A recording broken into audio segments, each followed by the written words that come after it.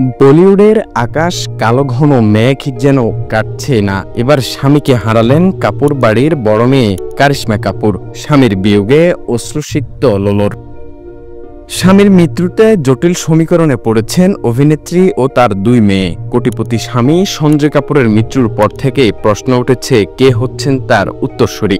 কারণ কারিশমা ছাড়াও আরও এক স্ত্রী ছিল ভারতীয় শিল্পপতি সঞ্জয়ের। অনেকের কৌতূহল প্রাক্তন স্বামীর সম্পত্তি কতটা পাবেন কারিশমা। करिश्मा कपूर के एक सहस्बैंड संजय। ভারতের অন্যতম সফল ও বিত্তশালী ব্যবসায়ী ছিলেন সঞ্জয়। ছিলেন অটো কম্পোনেন্ট প্রস্তুতকারক সোনাক কমস্টারের চেয়ারম্যান। 2015 সালে বাবার মৃত্যুর পর মালিক বনে যান তিনি।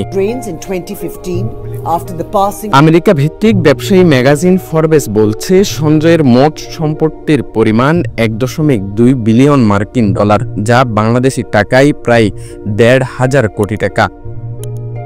আইনত সঞ্জয়ের সম্পত্তি যাবে তার স্ত্রী সচদেবের কাছে। তাই বলে যে কারিশমা পাবেন না তা কিন্তু না, তবে প্রাক্তন স্বামীর সম্পত্তির কতটা পাবেন তা এখনো জানা যায়নি। Sanjay was the patron of his own team, Aureus, an active. তবে বিচ্ছেদের সময় দুই সন্তানকে 14 কোটি রুপির বন্ড উপহার দিয়েছিলেন এবং তাদের প্রত্যেকের জন্য মাসিক 10 লাখ রুপির ব্যবস্থাও করেছিলেন।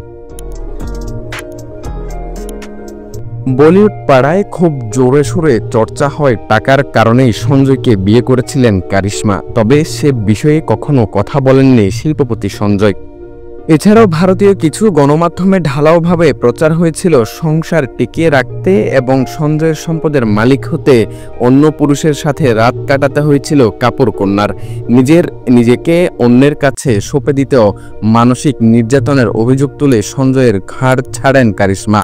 এরপর আর বিয়ে করেননি অভিনেত্রী। ডেস্ক নিউজ, নিকট টিভি।